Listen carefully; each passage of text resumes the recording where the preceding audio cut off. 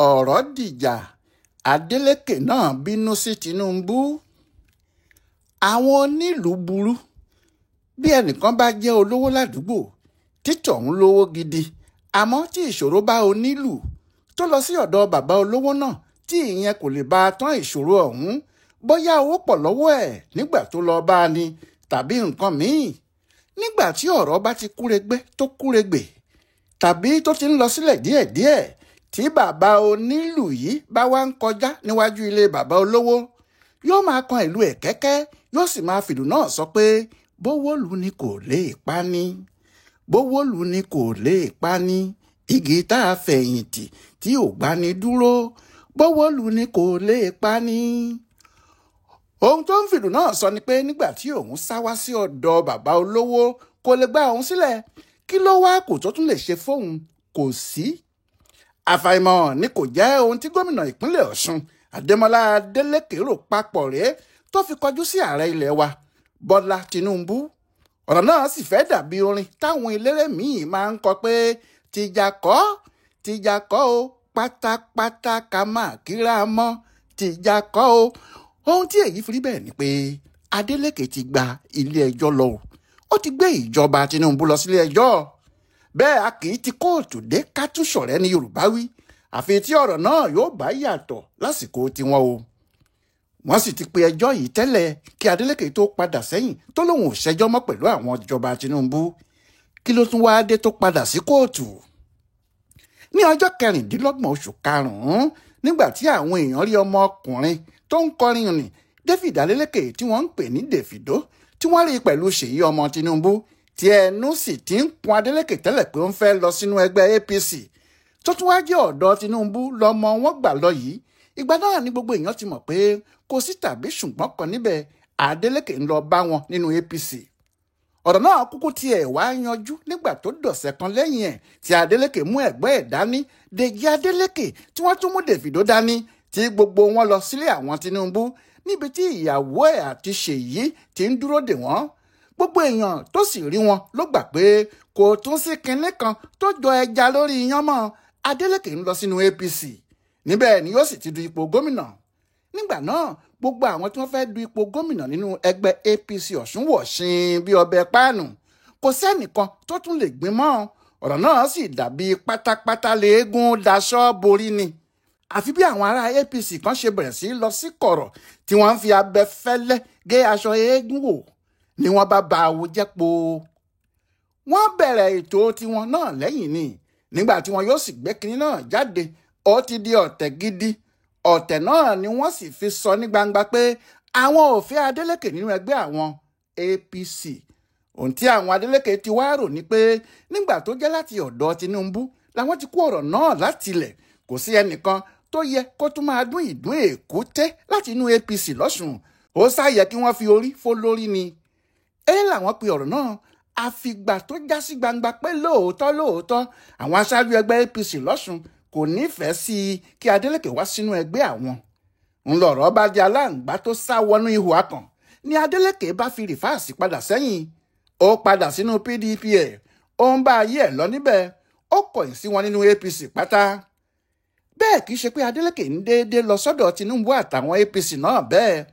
Àwọn nǹkan kan ló wà ní ìpínlẹ̀ rẹ̀ tí kò fi lọ́kàn balẹ̀.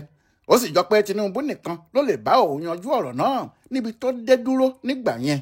Ọ̀rọ̀ àwọn ìjọba ìbílẹ̀ Ọ̀ṣun ni o, àtowó wọn tó há sọ́wọ́ ìjọba àpapọ̀. Kí ló ṣẹlẹ̀ gan-an? Ní 2018, ọ̀pọ̀ èèyàn ló ń sọ pé àní-àní kan kò sí níbẹ̀. Wọ́n fọwọ́ lágbá Adélékè lẹ́nu ni. Wọ́n lo agbára wọn lórí PDP. Ìyẹn ni Adélékè kò ṣe di gómìnà, tó tún jẹ́ gbogbo ìgbìyànjú tóun àti àwọn èèyàn ẹ̀ ṣe lẹ́yìn ìdìbò náà pàbó ló já sí. Ọjọ́ kejì ọjà, ariwo lásán. Oyètọ́lá ni gómìnà lọ́sùn. Ìyẹn ní 2018 ni o. Ṣùgbọ́n ní 2022 ọ̀rọ̀ náà yàtọ̀ pátá. Ṣebí ìyà kò tí ì tó yà lọ́mọdé ń sọ pé kò ní í dáa fágbàlagbà. Bí ìyà bá dún ọmọdé lára, bàbá ẹ dákun ni yóò máa pariwo. Ìbò tí wọ́n dì lọ́jọ́ 17 oṣù keje ọdún náà fi hàn pé lóòótọ́ làwọn ará ìpínlẹ̀ Ọ̀ṣun fẹ́ Adélékè táwọn APC ti ṣubú ní 2018. Nítorí bó tiẹ̀ jẹ́ pé Oyètọ́lá ló ń ṣèjọba, ìbò bíi 30,000 ni Adélékè fi nà án. ànàbámisì ni. Oyètọ́lá sáré lọ sílé ẹjọ́ pé òun kò gbà. Ìgbìmọ̀ tó ń gbọ́ wàhálà ìdìbò Ọ̀ṣun sì fagilé èsì ìdìbò náà ní ọjọ́ 27 oṣù kínní January 27 ní 2023. Wọ́n ní ìbò Adélékè kò dáa. Àmọ́ ilé ẹjọ́ kòtẹ́milọ́rùn dá Adélékè láre ní ọjọ́ 24 oṣù kẹrin 2023. Bẹ́ẹ̀ sì ni ilé ẹjọ́ tó ga jùlọ nílẹ̀ wa Supreme Court ní Adélékè ló wọlé ní ọjọ́ 8 oṣù karùn-ún 2023 yìí kan náà. Ó ní wọ́n bá fìdí Oyètọ́lá janlẹ̀ po. Báyìí ni Adélékè di gómìnà tí Oyètọ́lá kò sì rí kinní kan ṣe sí i mọ́, tó jẹ́ gbogbo ọ̀nà pátá tó gbà láti yí kinní náà padà akùdé ló já sí fún un. Àmọ́ bàbá náà ò gbà o. Ìyẹn Oyètọ́lá lẹ́yìn tó ti hàn pé kò lè di gómìnà ló gbẹ́ kòtò ńlá kan yí Adélékè tó di gómìnà yìí ká. Ó sì ti mọ̀ pé yóò ṣòro kí ọkùnrin náà tó ṣe àṣeyọrí kan nílé ìjọba pẹ̀lú kòtò tí òun gbẹ́ yìí. Nígbà tó kù bí oṣù kan kí Oyètọ́lá gbéjọba sílẹ̀, ọkùnrin náà ní òun ṣètò ìdìbò kan fún àwọn alága ìjọba ìbílẹ̀. Ọ̀nà méjì ni ìdìbò náà kò fi dáa. Àkọ́kọ́ ni pé kì í ṣe ìdìbò tí gbogbo ìlú yóò ti dìbò ló ṣe. Níṣe ló ní káwọn kánsílọ̀ kan dìbò kí wọ́n mú ẹni tí yóò ṣe alága wọn. Eléyìí ò ṣẹlẹ̀ rí. Bẹ́ẹ̀ ni kì í ṣe ètò ìdìbò tí à ń lò ní Nàìjíríà nìyẹn. Àwọn aráàlú ní dìbò yan ẹni tí wọ́n bá fẹ́, kì í ṣe kánsílọ̀ kankan bí òfin Nàìjíríà ti sọ nìyẹn. Lọ́nà kejì, ẹgbẹ́ APC nìkan ló kópa nínú ìdìbò náà. Àwọn ẹgbẹ́ òṣèlú tó kù láwọn ò ṣe. Ṣùgbọ́n Oyètọ́lá takú, ó lóhun tí òun yóò ṣe nìyẹn. Oyètọ́lá mọ̀ pé kòtò aburú lòun gbẹ́ sílẹ̀ yìí nítorí kò sí gómìnà kan tó lè ṣèjọba dáadáa níbi tí gbogbo àwọn alága ìjọba ìbílẹ̀ ìpínlẹ̀ bá ti jẹ́ ọmọ ẹgbẹ́ alátakò. Èyí ni pé wọ́n fìbò lé Oyètọ́lá nípò gómìnà, àmọ́ kò fẹ́ lọ. Ó fẹ́ fi àwọn ọmọ ẹ̀ sí gbogbo ìjọba ìbílẹ̀ kó lè jẹ́ òun náà ni yóò máa ṣàkóso ètò òṣèlú ìpínlẹ̀ Ọ̀ṣun ni. Ohun tó fẹ́ ṣe tí àwọn ẹgbẹ́ òṣèlú tó kù kò fi dá lóhùn rèé, tí wọ́n láwọn kò ní kópa nínú ìdìbò awúrúju náà. Nítorí nítòótọ́ ìbò awúrúju ni o. Àti pé odidi ọdún 4 ni Oyètọ́lá ti fi ṣèjọba tí kò ṣètò ìdìbò àwọn alága ìjọba ìbílẹ̀. Ó ṣe wá jẹ́ nígbà tó kù ọ̀la tó ń lọ tó sì ti mọ̀ pé òun ò lágbára lórí ìjọba tó ń bọ̀ ló wá ṣètò ìdìbò kangarú. Bẹ́ẹ̀ ni Oyètọ́lá kò torí ẹ̀ gba òní bóun yóò ṣe tòun nìyẹn. Ìyẹn ló ṣe jẹ́ káwọn PDP gba ilé ẹjọ́ lọ nígbà tó sì di ọjọ́ 25 oṣù kọkànlá November 25, 2022 adájọ́ Nathaniel Ayọ̀ Emmanuel ti ilé ẹjọ́ gíga ìjọba àpapọ̀ lọ́ṣùn fagilé ìdìbò náà. Wọ́n ní kò sí ìdìbò kankan lọ́ṣùn. Èyí ni pé kò sí alága ìjọba ìbílẹ̀ kankan lọ́ṣùn. Wọ́n ní ilé ẹjọ́ bá lé àwọn alága tí Oyètọ́lá fi ète òṣèlú fi síbẹ̀ dànù. Ìyẹn jẹ́ ọjọ́ tó kù ọ̀túnla tí Oyètọ́lá máa gbéjọba sílẹ̀ ni o. Ìyẹn kí Adélékè tó dé rárá. Èyí ni pé kì í ṣe Adélékè ló pe ẹjọ́ náà, kò sì mọ̀ sí ju pé ó jẹ́ ọmọ ẹgbẹ́ òṣèlú PDP lọ. Ìdájọ́ tí ilé ẹjọ́ dá yìí ni Adélékè tẹ̀lé tó fi ní kí àwọn alága ìjọba ìbílẹ̀ náà máa lọ sílé nígbà tí òun di gómìnà lọ́jọ́ 27 oṣù kọkànlá November 27, 2022. Ẹ̀yìn náà ni òun náà wá ṣẹ̀ṣẹ̀ ṣètò ìbò ìjọba ìbílẹ̀ tuntun. Ìdìbò náà ni wọ́n sì fi yan àwọn alága ìjọba ìbílẹ̀ tiẹ̀ àti kánsẹ́lọ̀. Ṣùgbọ́n Oyètọ́lá àti àwọn ọmọ ẹ̀ kò gba ìdájọ́ tí wọ́n fi lé àwọn alága ìjọba ìbílẹ̀ tó yàn lọ. Wọ́n ní àwọn ń lọ sí ilé ẹjọ́ kòtẹ́milọ́rùn. Ohun tí wọ́n ń sọ ni pé ilé ẹjọ́ tó dájọ́ náà kò láṣẹ láti dá sọ̀rọ̀ yìí nítorí ọ̀rọ̀ náà kò kàn án rárá. Ọjọ́ 10 oṣù kejì February 10, 2025 yìí ni wọ́n dá ẹjọ́ kòtẹ́milọ́rùn náà. Ìdájọ́ yìí làwọn alága ìjọba ìbílẹ̀ tí Oyètọ́lá yàn ní 2022 sì fi bẹ̀rẹ̀ wàhálà lọ́ṣùn.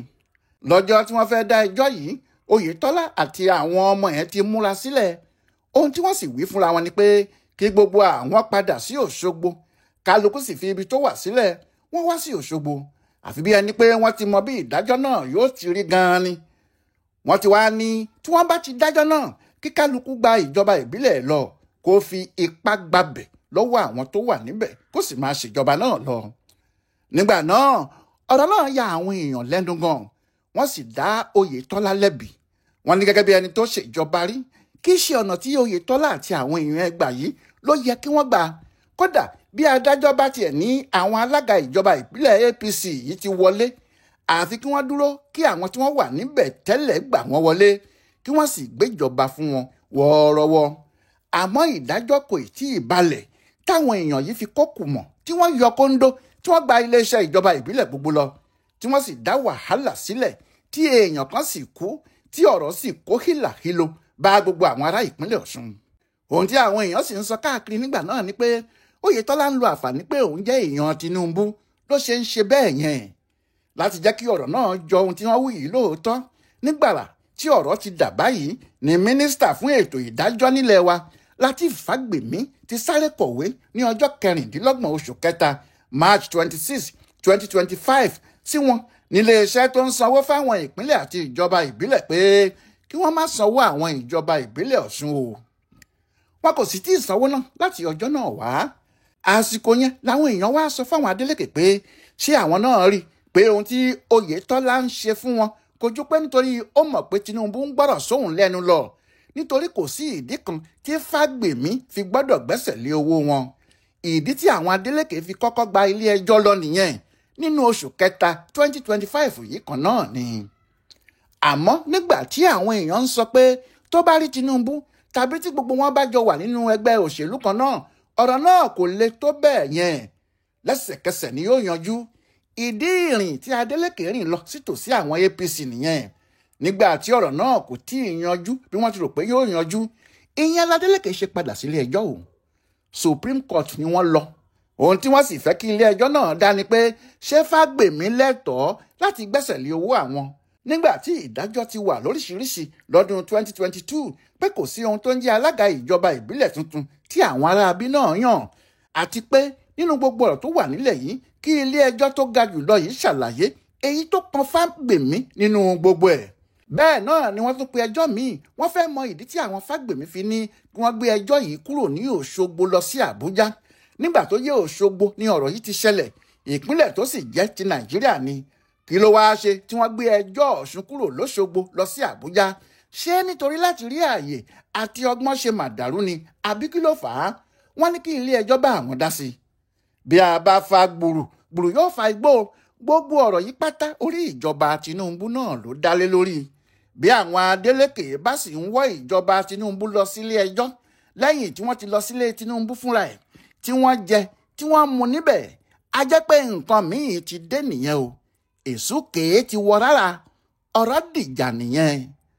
Ọláyíwọlá Alága ló yẹ ọ̀rọ̀ ẹjọ́ tuntun tí gómìnà Adémọ́lá Adélékè lọ́sùn pé ìjọba àpapọ̀ nítorí ọ̀rọ̀ àwọn ìjọba ìbílẹ̀ wọn fún bùdó àgbáyé fún àṣà àtìṣe Yorùbá World Center nínú ọgbà yunifásitì Ìbàdàn. ẹ kú dédé àkókò yìí o.